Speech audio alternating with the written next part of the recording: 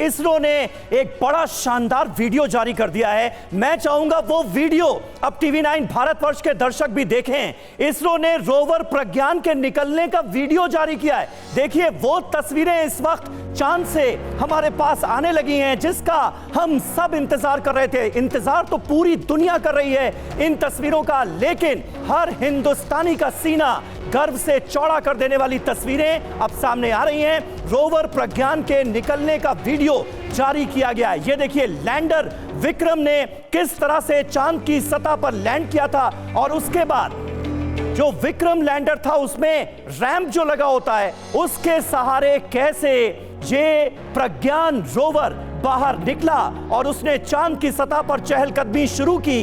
ये तस्वीरें पहली बार सामने आई हैं। इसरो ने रोवर प्रज्ञान के निकलने का ये वीडियो जारी किया है। ये प्रज्ञान रोवर जो है यही अब 14 दिन तक, क्योंकि एक लूनर डे जो होता है वो 14 दिनों के बराबर होता है, यानी चांद पर एक दिन इज इक्वल टू पृथ्वी पर 14 दिन जो हम गुजारते हैं। 14 दिन तक ये प्रज्ञान रोवर इसी तरह से चहलकदमी करेगा चांद की सतह पर और तमाम तरह की जानकारियां निधि इकट्ठा करेगा। बड़ी शानदार तस्वीर। समीर आप ठीक कह रहे हैं, और ये नया कीर्तिमान स्थापित किया है विक्रम लैंडर ने। जब विक्रम लैंडर लैंड हुआ चांद की सतह पर दक्षिणी ध्रुव पर, उसके बाद जब रोवर निकला तो रोवर के निकलने की तस्वीर देखिए कितनी खूबसूरती के साथ सामने आ रही है। अंतरिक्ष विज्ञान में ये नया कीर्तिमान है जो कि इस वक्त इस रोवर के जरिए अब आगे हासिल किया जाएगा।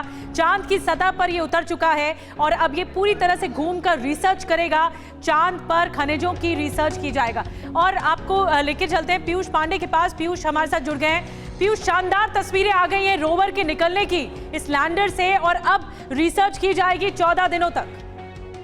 बिल्कुल, ये बहुत ही सौभाग्य है हम लोगों को कि जिस तरीके से इसरो ने पहले चंद्रयान के जो लैंडिंग थी उसको सक्सेस कराया और अब रोवर बाहर आ गया है, वो अगले 13 दिनों तक यहाँ पर रिसर्च करेगा। खास तौर पर जो सतह है चंद्रमा की, उसमें जो रिसर्च है वो इस चीज पर होगी कि उसकी चंद्रमा की जो मिट्टी है वो किस तरह की है और उसमें किस तरह के खनिज हैं। इसके अलावा जो वहां पर ठोस रूप में पानी मौजूद है उसको लेकर के रिसर्च की जाएगी। इसके अलावा जो सेस्मिक एनर्जी है, और सबसे अहम बात यह है कि रोवर अब फुटेज जारी करेगा।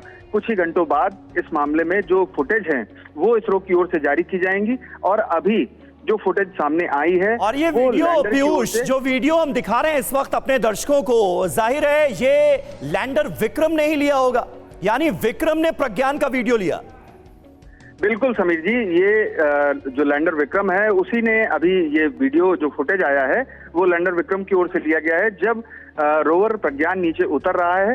और आप देख सकते हैं कि ये जो फुटेज है इसमें थोड़ी सी गति दिखाई गई है, हालांकि इतनी गति से जो रोवर प्रज्ञान है वो नहीं उतरा है जी। और सबसे अहम बात यह है कि ये फुटेज सीक्वेंस बाय सीक्वेंस में इसको रखा गया है।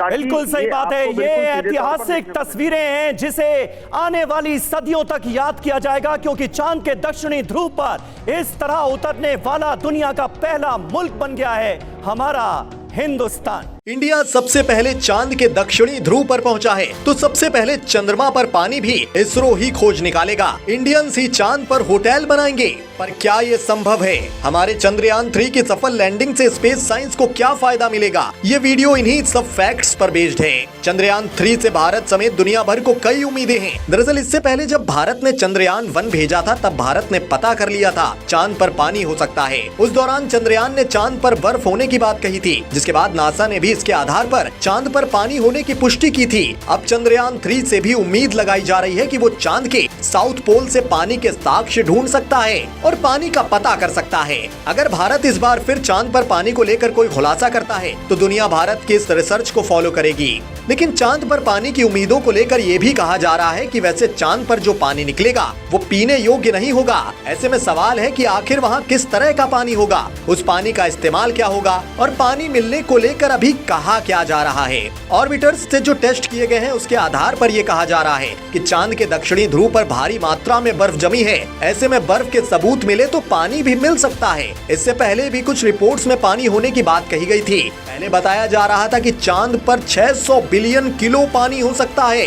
जो करीब 2.5 लाख स्विमिंग पूल के बराबर है। अब सवाल यह है कि चांद पर जिस पानी के होने की बात की जा रही है, क्या वो सही में पीने योग्य हो सकता है? दरअसल चांद पर सूरज की ओर उत्सर्जित किए हुए प्रोटॉन चांद की सतह पर आते रहते हैं। माना जा रहा है कि इनमें से कुछ प्रोटॉन चांद की मिट्टी में ऑक्सीजन के अणु के साथ मिलकर पानी बन जाते हैं, लेकिन ये ठीक वैसा पानी है जो पृथ्वी पर पीने वाला पानी है, और ये पानी भी बहुत कम है। इसका नतीजा ये है कि चांद की मिट्टी अभी भी पृथ्वी के रेगिस्तानों की तुलना में कई गुना सूखी है। अब सवाल ये कि उस पानी का क्या होगा? जब चांद पर मिलने वाला पानी पीने योग्य नहीं है, तो फिर इसका किस चीज में इस्तेमाल किया जा सकता है? वैसे अभी तो सिर्फ इस पानी को रिसर्च के काम में ही लाया जा सकता है। इसके बाद जब पानी पर रिसर्च होती है तो ये पता चल सकता है कि आखिर पानी का क्या भविष्य हो सकता है। इसके साथ ही इस पानी को सोलर एनर्जी का इस्तेमाल करके इलेक्ट्रोलिसिस के जरिए इससे कई तत्वों को अलग किया जा सकता है और चांद के जीवन के बारे में विचार किया जा सकता है। इसके अलावा पानी पर कई अन्य रिसर्च से इसके तत्वों से रॉकेट फ्यूल के लिए हाइड्रोजन, ऑक्सीजन आदि उपलब्ध करवाई जा सकती है और इससे पाए जाने वाले अन्य मिनरल्स के बारे में भी जानकारी मिल सकती है।